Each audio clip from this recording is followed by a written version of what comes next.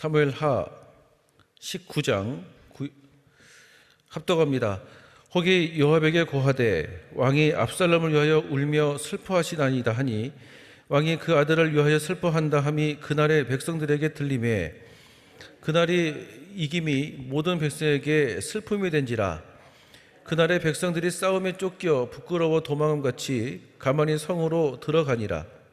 왕이 얼굴을 가리우고 부르되 내 아들 압살롬아 압살롬아 내 아들아 내 아들아 하니 요압이 집에 들어가서 왕께 말씀하되 왕께서 오늘 왕의 생명과 왕의 자녀의 생명과 첩첩들의 생명을 구원한 모든 신복의 얼굴을 부끄럽게 하시니 이는 왕께서 미워하는 자는 사랑하시며 사랑하는 자는 미워하시고 오늘 장관들과 신복들을 멸시하심을 나타내심이라. 오늘 내가 깨달으니 만일 압살롬이 살고 오늘 우리가 다 죽었다면 왕이 마땅히 여기실 뻔하였나이다. 이제 곧 일어나 나가서 왕의 신복들의 마음을 위로하여 말씀하옵소서. 내가 여호와를 가리켜 맹세하옵나이다니 왕이 만일 나가지 아니하시면 오늘 밤에 한 사람도 왕과 함께 머물지 아니할지라. 그리하면 그 화가 왕이 젊었을 때부터 지금까지 당하신 모든 화보다 더욱 심하리이다. 왕이 일어나 성문에 앉음에 혹이 모든 백성에게 고하되 왕이 문에 앉아 계시다가 하니 모든 백성이 왕의 앞으로 나아오니라. 이스라엘은 이미 각기 장막으로 도망하였더라. 이스라엘 모든 지파 백성들이 변론하여 가로되 왕이 우리를 원수의 손에서 구원하여 내셨고 또 우리를 블레셋 사람의 손에서 구원하였나이다. 이제 압살롬을 피하여 나라에서 나아가셨고 우리가 기름을 부어 우리를 다스리게 한 압살롬은 싸움에 죽었거늘 이제 너희가 어찌하여 왕을 도로 모셔 올 일에 잠잠하고 있느냐 하니라. 다윗 왕이 사독과 아비아달 두 제사장에게 기별하여 가로되 너희는 유다 장로들에게 고하여 이르기를 왕의 말씀이 온 이스라엘의 왕을 궁으로 도로 모셔오자 하는 말이 왕께 들렸거늘 너희는 어찌하여 궁으로 모시는 일에 나중이 되느니냐. 너희는 내 형제요 내 고륙이니 어찌하여 왕을 도로 모셔오는 일에 나중이 되리요 하셨다 하고 너희는 또 아마사에게 이르기를 너는 내 고륙이 아니냐. 내가 요압을 대신하여 항상 내 앞에서 군장이 되지 아니하면 하나님이 내게 벌 위에 벌을 내리시기를 바라노라 하셨다 하라 하여 모든 유다 사람들로 마음을 일제히 돌리게 하매 저희가 왕께 보내어 가로되 왕은 모든 신복으로 더불어 돌아오소서 한지라. 왕이 돌아와 요단에 이름에 유다 족속이 왕을 맞아 요단을 건너려 하여 길갈로 오니라. 바후림에 있는 베냐민 사람 게라의 아들 시므이가 급히 유다 사람과 함께 다윗 왕을 맞으러 내려올 때에 베냐민 사람 1,000명이 저와 함께하고 사울의 사환 시바도 그 아들 15과 종 20명으로 더불어 저와 함께하여 요단강을 밟고 건너 왕의 앞으로 나아오니라. 왕의 가족을 건네려 하며 왕의 선히 여기는 대로 쓰게 하려 하여 나룻배가 건너가니 왕이 요단을 건너려 할 때에 게라의 아들 시므이가 왕의 앞에 엎드려 왕께 고하되 내 주여 원하건대 내게 죄주지 마옵소서. 내 주 왕께서 예루살렘에서 나오시던 날에 종의 패역한 일을 기억하지 마옵시며 마음에 두지 마옵소서. 종 내가 범죄한 줄 아옵는 고로 오늘 요셉의 온 족속 중 내가 먼저 내려와서 내 주 왕을 영접하니이다. 수레의 아들 아비새가 대답하여 가로되 시므이가 여호와의 기름 부으신 자를 저주하였으니 그로 인하여 죽어야 마땅치 아니하니이다. 다시 가로되 수레의 아들들아 내가 너희와 무슨 상관이 있기를 너희가 오늘 나의 대적이 되느냐. 오늘 어찌하여 이스라엘 가운데에서 사람을 죽이겠느냐. 내가 오늘날 이스라엘의 왕이 된 것을 내가 알지 못하리요 하고 시므이에게 이르되 내가 죽지 아니하리라 하고 저에게 맹세하니라. 사울의 손자 무비보셋이 내려와서 왕을 맞으니 저는 왕이 떠난 날부터 평안히 돌아온 날까지 그 발을 내지 아니하며 그 수염을 깎지 아니하며 옷을 빨지 아니하였더라. 예루살렘에서 와서 왕을 맞을 때에 왕이 저에게 물어가로되 무비보셋이여 내가 어찌하여 나와 함께 가지 아니하였노죠. 대답하되 내 주 왕이여 왕의 종 나는 절뚝박이 이름으로 내 나귀의 안장을 지워 타고 왕과 함께 가려 하였더니 나의 종이 나를 속이고 종 나를 내 주 왕께 참소하였나이다. 내 주 왕께서는 하나님의 사자와 같으시리니 왕의 처분대로 하옵소서.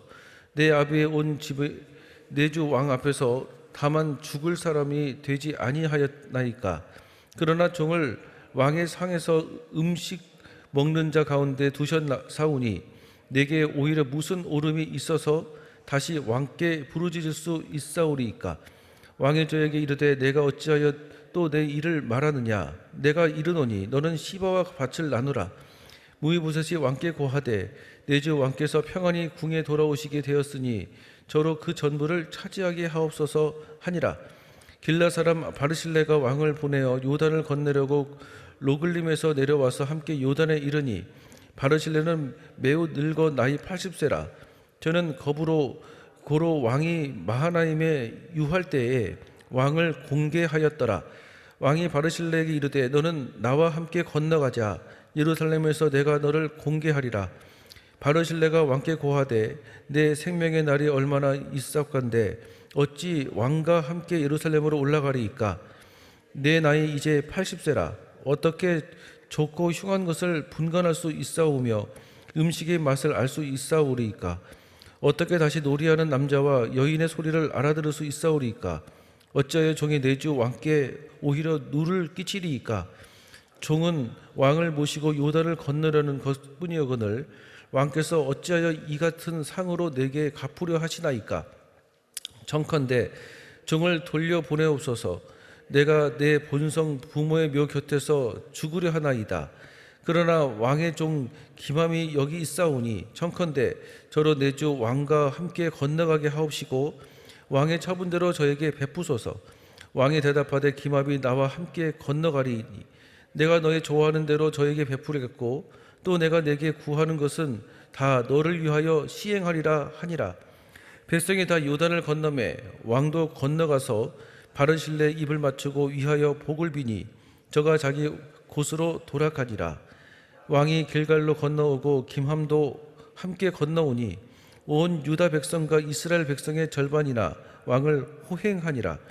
온 이스라엘 사람이 왕께 나아와서 고하되 우리 형제 유다 사람들이 어찌 왕을 도적하여 왕과 왕의 권석과 왕을 쫓는 모든 사람을 인도하여 요단을 건네었나이까 하며 유다 모든 사람이 이스라엘 사람에게 대답하되 왕은 우리의 지친인 까닭이라.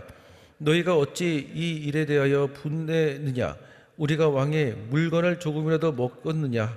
왕께서 우리에게 선물 주신 것이 있느냐. 이스라엘 사람이 유다 사람에게 대답하여 이르되 우리는 왕에 대하여 10분을 가졌으니 다윗에게 대하여 너희보다 더욱 관계가 있거늘 내가 어찌 우리를 멸시하여 우리 왕을 모셔오는 일에 먼저 우리와 의논하지 아니하였느냐 하나 유다 사람의 말이 이스라엘 사람의 말보다 더 강경하였더라. 아멘. 오늘 효와 행복 함께 보시겠습니다. 오늘 효와 행복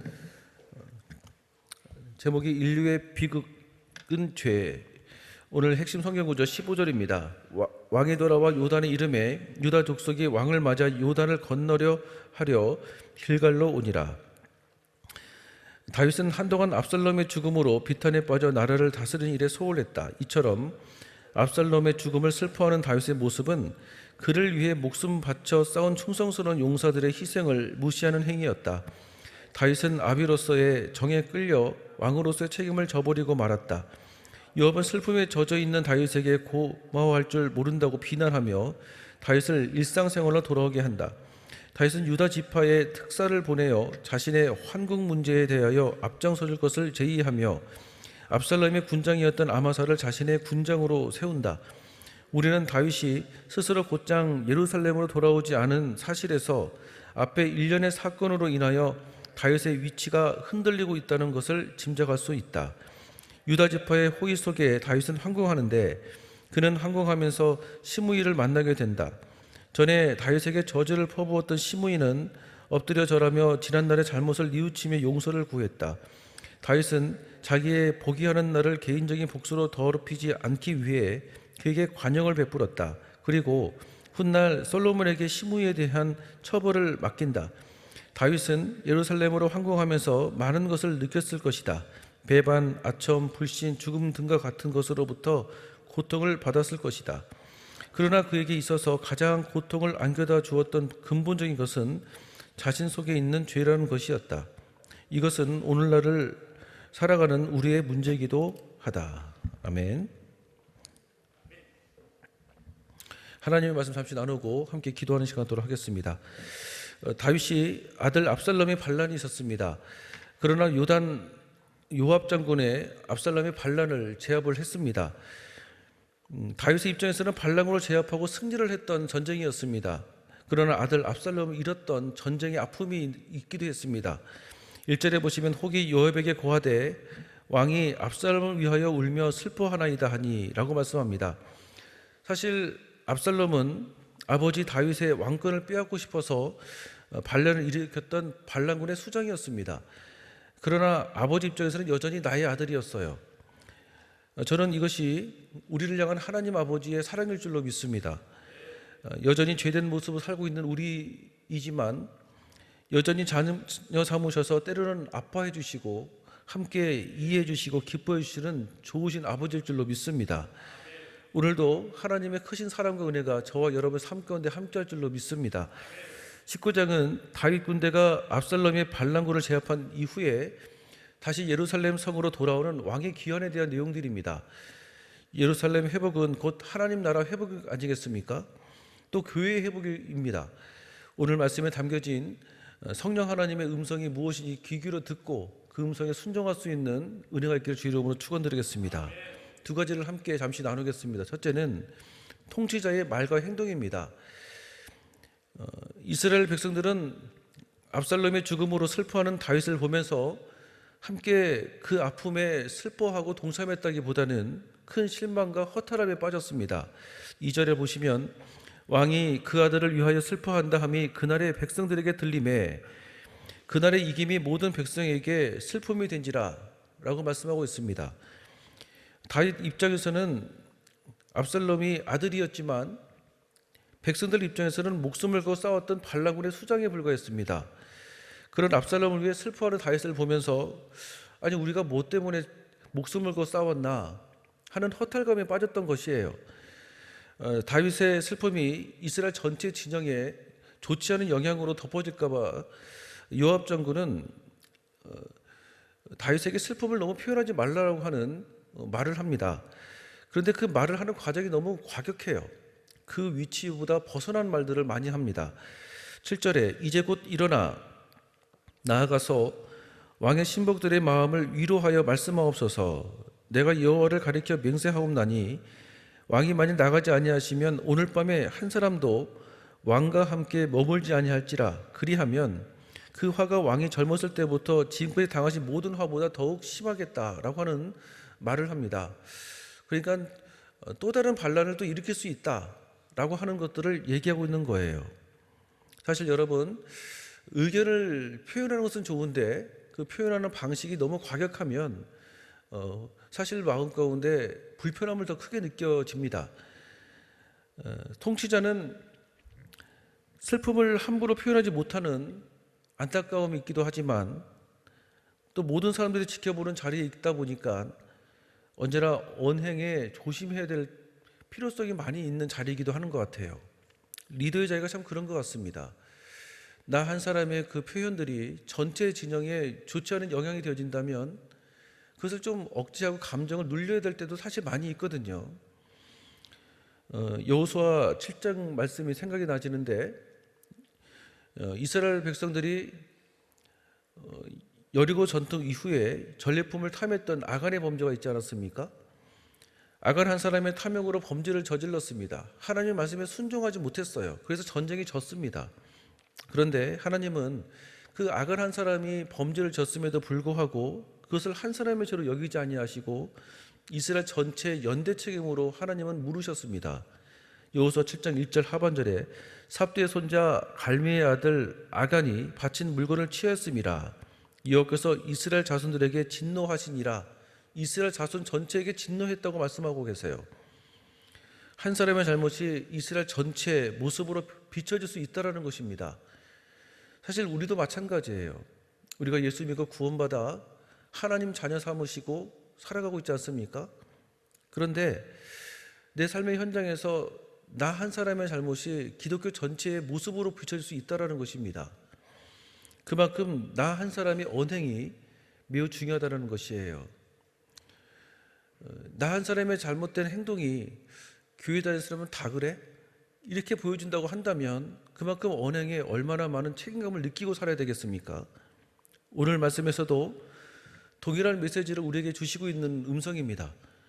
다윗 한 사람은 지금 얼마나 많은 사람들이 주목받고 있습니까? 그만큼 하나님의 사랑과 은혜를 경험하고 있는 사람들은 말과 행동에 그리고 감정 조절에 지혜로울 필요가 있는 줄로 믿습니다. 왜냐하면 우리 언행이 기독교 전체 이미지가 될 수 있다는 것이에요. 그래서 오늘 주신 하루 속에 하나님의 말씀으로 늘 순종하고 언행에 조심함이 있고 지혜롭게 표현해 나갈 수 있는 은혜가 있기를 주 이름으로 축원드리겠습니다. 두 번째로는 따릅시다. 교회의 다양성. 다윗 왕은 예루살렘으로 복귀를 하는 과정에서 참 많은 사람들을 만나게 되어지는데 대표적으로 시므이나 아비새, 무이보셋 같은 사람들과 함께 만나게 되어집니다. 그런데 이 세 사람들이 다 각자 개성과 사연이 있는 사람들이에요. 사실 교회는 다양한 사람들이 모여 있는 곳 아니겠습니까? 살아온 배경이나 인생의 사연들이 다 있는데 예수님의 이름으로 모여든 장소가 바로 교회 아니겠어요? 그래서 다양성을 인정해주고 축복해주는 것이 참 필요한 장소이기도 합니다. 특별히 오늘 말씀에 등장하고 있는 이 시므이는 다윗이 예루살렘에서 반란군에 의해서 쫓겨났을 때는 다윗 왕에게 저주를 퍼부었던 인물이었습니다. 그런데 오늘 말씀을 보니까 다시 다윗 왕권이 왕권을 잡으니까 다윗에게 또 아부를 또 해요. 19장 19절에 왕께 고하되 내 주여 원컨대 내게 죄주지 마옵소서. 내 주 왕께서 예루살렘에서 나오시던 날에 종의 패역한 일을 기억하지 마옵시며 마음에 두지 마옵소서라고 얘기하고 있습니다. 한마디로 지금 시므이가 지금 여기 붙었다 저기 붙었다 하고 있는 거예요. 우리 주변에 여기 붙었다 저기 붙었다 하는 사람들이 있는지 모르겠습니다. 자기가 이 속에 있을 때는 정말 간이건 쓸개건 다 빼줄 것 같은데 또 이제 이 속에 없을 것 같으면 언제 그러는지 택 돌아 쓰는 사람들이 있잖아요. 지금 시므이입니다. 그런데 다윗이 이런 시므이를 보고서 징계하지 않고 그냥 그 시므이를 하나님이 일하시는 역사의 흐름에 그냥 맡겨버립니다. 고치려고 하지 않아요. 여기에 대해서 좀 더 설명을 드리자면 이렇습니다. 다윗이 이제 늙어서 이제 솔로몬에게 왕권을 물려주는데 다윗은 솔로몬 자기 아들에게 시므이를 조심해라 라고 이제 얘기해 줍니다. 그리고 다윗은 이제 죽고 솔로몬이 세 번째 왕이 되지 않습니까? 열왕기상 2장 9절 오늘 효와 행복에서도 나와 있습니다. 그러나 저를 무죄한 자로 여기지 말지어다. 너는 지혜 있는 사람인즉 저에게 행할 일을 알지니 그 백발의 피를 흘려 저로 음부에 내려가게 하라 라고 말씀하고 있고 이제 솔로몬이 왕이 되어서 시므이에게 한 가지 명령을 내리는데 예루살렘 밖으로 조금도 나가지 말라라고 하는 명령을 내립니다. 항상 예루살렘 밖을 나가지 말고 그 안에 늘 살아가라 라고 하는 명령을 내려요.